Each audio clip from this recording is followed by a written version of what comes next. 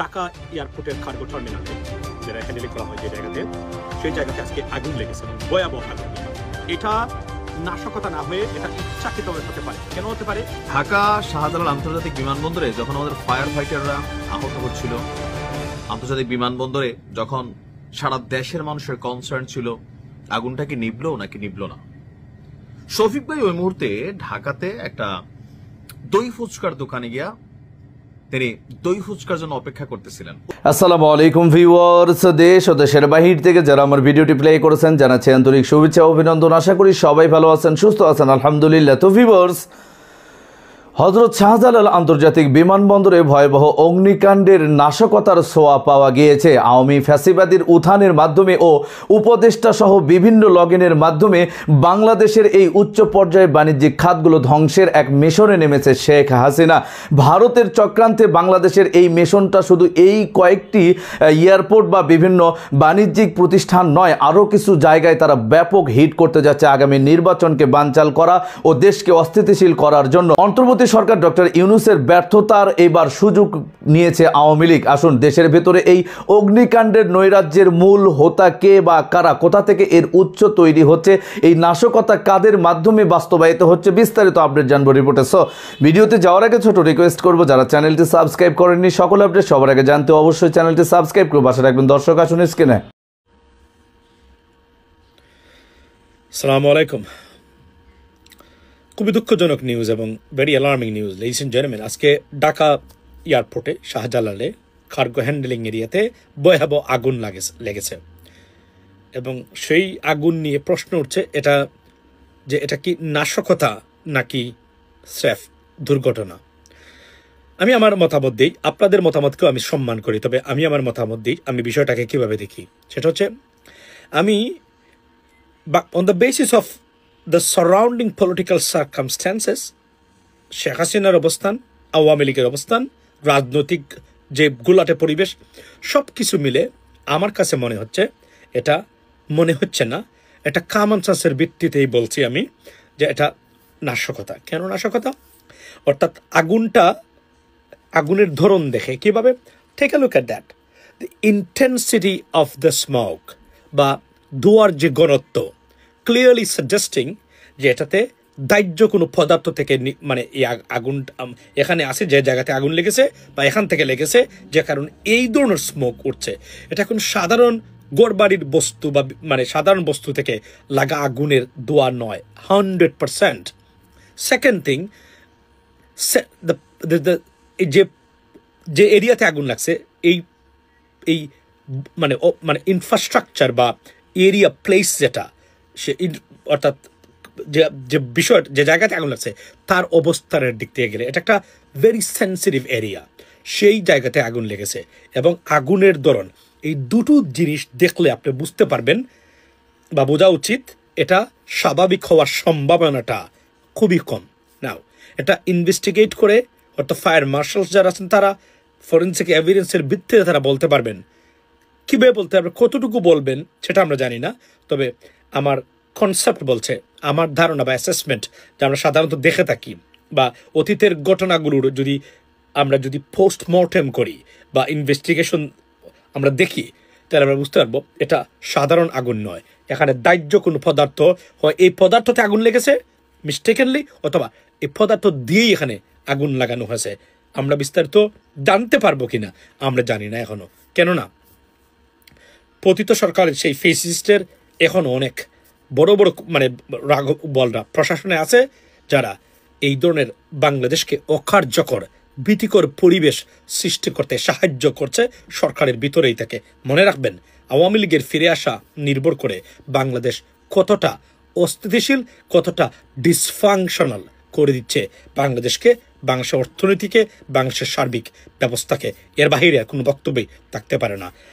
Hope for the best, let's see ইনভেস্টিগেশনে কি বলে। যদিও আমার কাছে অন্তত এই আশা আমি এতটাই করি না যে এখানে আমরা সঠিক তথ্যটা জানতে পারবো, কেননা এখনও বললাম যে প্রশাসনে এমন কিছু মানুষ দুর্বৃত্তরা রয়ে গেছে যারা এই বিষয়গুলোকে দামাচাপা দেওয়ার চেষ্টা করবে। আর সরকারের সবচেয়ে বড় সমস্যা হলো সরকার রিস্ক অ্যাসেসমেন্ট করতে সরকার সম্পূর্ণ ব্যর্থ হয়েছে, যে এই ধরনের ঘটনা আসতে পারে। শুধু এইটা না, আরো বড় বড় ঘটনা বাংলাদেশে ঘটাবে আওয়ামী লীগ এবং ভারত এই গোয়েন্দা সংস্থাগুলা এটা মাথায় রাখবেন। তারা বসে নেই, তাদের প্রজেক্ট নিয়ে তারা এগিয়ে যাচ্ছে, কিন্তু আমরা কি বুঝতে পারছি বা বোঝার ক্ষমতা আছে কিনা? আগুনে ছাই হয়ে গেছে ঢাকা এয়ারপোর্ট। এয়ারপোর্টের খুব গুরুত্বপূর্ণ, যেখানে কোটি কোটি কোটি কোটি ডলারের মূল্যবান সামগ্রী আনা হয় এবং পাঠানো হয়, রপ্তানি এবং আমদানি করা হয়, সে কার্গো সেক্টর, কার্গো ডিপার্টমেন্ট সম্পূর্ণ জ্বলে পুড়ে ছাই হয়ে গেছে।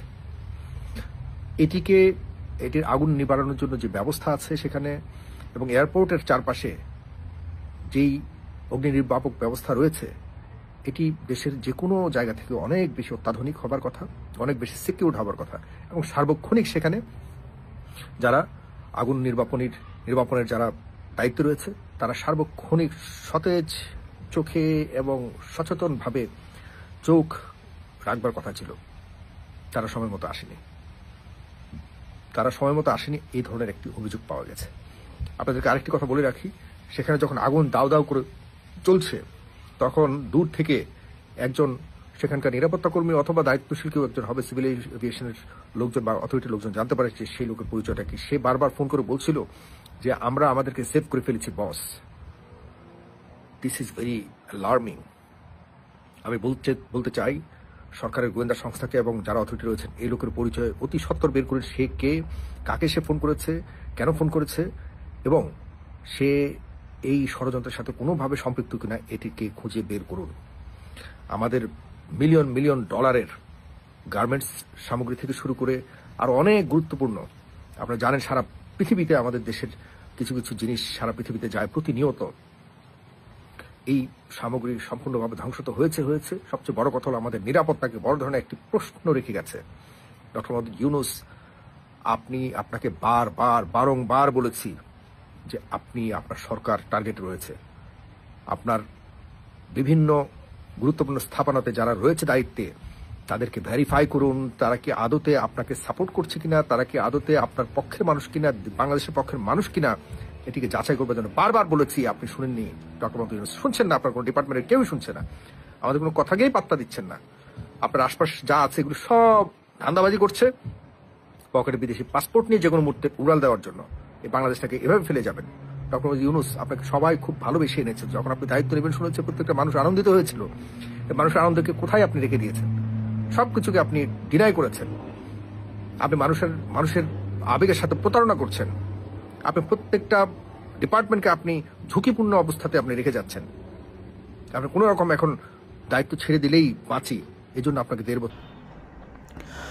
দর্শক, স্ক্রিনে আমরা সে সম্পর্কে বিস্তারিত জানলাম। এ বিষয়ে আপনাদের মতামত কমেন্টে জানান, কেউ ভিডিওটি স্কিপ করবেন না। এখন আমরা সরাসরি সেখানকার প্রত্যক্ষদর্শীদের কাছ থেকে শুনবো যে এই অগ্নিকাণ্ডের ঘটনায় নিবৃত করার ক্ষেত্রে মানুষকে কেন ভেতরে ঢুকতে দেওয়া হয়নি, এমনকি ঢুকতে দেওয়া নয়, আগুন 1.5 ঘন্টা যাবৎ চলছিল, ফায়ার সার্ভিস কেন অ্যাকশনে যায়নি? এটা কি সুপরিকল্পিতভাবে দেশের অর্থায়ন খাতকে ধ্বংস করার কোনো পরিকল্পনা? বিস্তারিত আপডেট জানবো রিপোর্টে। ঠিক আছে। দই ফুসকা ঢাকা শাহজালাল আন্তর্জাতিক বিমানবন্দরে যখন আমাদের ফায়ার ফাইটাররা আহত হচ্ছিল, আন্তর্জাতিক বিমানবন্দরে যখন সারা দেশের মানুষের কনসার্ন ছিল আগুনটা কি নিভলো নাকি নিভলো না, শফিক ভাই ওই মুহূর্তে ঢাকাতে একটা দই ফুচকার দোকানে গিয়া তিনি দই ফুচকার জন্য অপেক্ষা করতেছিলেন। ওই দোকানটা আবার 8টার আগে বন্ধ হয়, তার মানে তিনি 7টার কাছাকাছি সময় গেছেন, যাইয়া সিরিয়াল অপেক্ষা করতেছেন। তখন কিন্তু এয়ারপোর্টে আগুন জ্বলতেছিল। এখন খিদা তো লাগতে পারে, মনুষ্য জাতি। এখন এয়ারপোর্টের থেকে কত দূর আসলে ওই ফুচকা দোকানটা সেটা আমার জানা নেই ভাই। তো সম্ভবত আমার মতন, আমি যেমন ক্যাপশন চিন্তা করতেছিলাম খাবার নাম হলে আবার খাতি হয়, শফিক ভাইও মনে হয় চিন্তা করতেছিল আগুনকে নিয়ে কি করা যায়, কারাই আগুন দিল। একের পর এক অগ্নিকাণ্ড এই দেশে ঘটতেছে। ওইদিন আমাদের কি বলা হয় যে আন্তর্জাতিক অপরাধ ট্রাইব্যুনালের যিনি প্রধান কৌশলী আছেন, প্রসিকিউটর তাজুল ভাই, তিনি বলতেছিলেন আগামী 1 সপ্তাহ দেশে অনেক কিছু ঘটবে। এখন এইটা ঘটবে নাকি অন্যটা ঘটবে সেটাও জানি না। শফিক ভাইয়ের নিচে কনফিউশন। দই ফুচকা খাইয়ে তিনি ব্রেইনের বাতি জ্বালাইতে গেছেন, কিন্তু যেই মাত্র তিনি সারা বাংলাদেশের মানুষ এই দৃশ্যপট দেখা গালাগালি শুরু করছে, ওনার যে শরীরে চেতনা আছে, অনেকে মনে করেন যে উনি কথা বলে কর্মকাণ্ড করে, ওনার চেতনা নাই বা উনি বোঝেন না, উনি কিন্তু আসলে বোঝেন। গালি মনে হয় অল্প কয়েকটা পড়ছে, পরে দেখলাম যে আস্তে করে পোস্টটা ডিলিট করে দিছে। কিন্তু শফিক ভাই, আমি একটা কথা বলি, you are very responsible person right now. আপনি সরকারের খুবই গুরুত্বপূর্ণ একটা দায়িত্ব পালন করেন। আপনার বোঝা উচিত ছিল যে আজকের দিনে আপনি দই ফুচকা খাইতে গেছেন, ক্ষুধা লাগছে, ফাইন, কিন্তু এটা নিয়ে যেই বড় ইংলিশ স্ট্যাটাস দিচ্ছেন, এখন কি বিদেশিরা এসে যেন দই ফুচকা খায়, এটাও হইতে পারে দেশের রেমিটেন্স বাড়বে। ধরেন শফিক ভাই যে দোকানে খাইছে বাংলায় দিতে পারতো, অনেক মজার দই ফুচকা 90 টাকা, রেগুলারটা যেটা দই ফুচকা সেটা হচ্ছে 150 টাকা, কফিও দেখলাম কম দামে পাওয়া যায়, খারাপ না। কিন্তু বিদেশিদের জন্য একটা গাইডলাইন দেওয়া হয়েছিল ইংরেজিতে, কিন্তু ওনার ফলোয়ার কি বাংলাদেশের না বিদেশের? ওনার এই ইংরেজির মিনিংস বের করতে গেলে বহুত লোকের দাঁতের চাপা চোপা খিলা যাবে। তারপর ওনারা শিক্ষিত মানুষ, ইংরেজিতে না দিলে হয় না। এর আগে তিনি ইন্টারন্যাশনাল মিডিয়াতে কাজ করছেন। তো যাই হোক, সম্ভবত বিদেশিদের কাছ থেকে আমাদের এই রেস্তোরাঁটাকে পরিচয় করাইয়া কিছু রেমিটেন্স কালেকশনে ট্রাই করতেছিলেন। যাই হোক, ভালো উদ্দেশ্যে নিশ্চয় করছেন। আপনি যেই মুহূর্তে এই পোস্টটা দিতেছিলেন তখন পর্যন্ত আমাদের ফায়ার ফাইটাররা লড়াই করতেছিল। সর্বশেষ আমরা গণমাধ্যমে দেখছি রাত 9:30টার দিকে মোটামুটি, সরকার তো আগেই বলে দেয়, বাট পাবলিক ফুটেজ বিভিন্ন বক্তব্য দেখছি 9:30 থেকে 10টার আশেপাশে আগুনটা মোটামুটি আলহামদুলিল্লাহ কন্ট্রোলে ছিল। কারণ আপনি যে একজন রেসপন্সিবল পার্সন হয়ে এই যেটা ভালো কাজ করছেন, এটা আসলে কতটুকু উচিত ছিল? অনেকে বলে, ওই যে একটা ইতালির একটা গল্প আছে, রোম যখন পড়ছিল নেরু তখন বাঁশি বাজাচ্ছিল।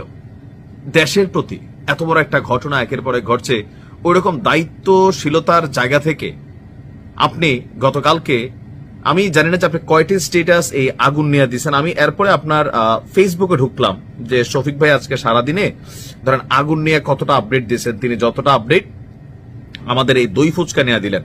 তো আমি যখন ভিডিওটি রেকর্ড করছি বাংলাদেশ সময় রাত আপনার 2টা, সেখানে তিনি আগুন নিয়ে সারাদিনের মধ্যে তরুণ উদ্যোক্তা দিলেন, ইটালি সাপোর্ট করতে চায় বাংলাদেশকে সেটা দিলেন, আর বাংলাদেশ হিট দল কি দিলেন, তারপর শাহজালাল বিমানবন্দরে ফ্লাইট ওঠানামার খবর দিলেন, তারপর হচ্ছে the most hated states in China সেটা শেয়ার করলেন, তারপর হচ্ছে কার্গো ভিলেজের আগুন সম্পূর্ণ নিয়ন্ত্রণে, মানে সরকারের দিক থেকে যা বলার দরকার তাই ওই টাইপের নিউজগুলাই দিলেন।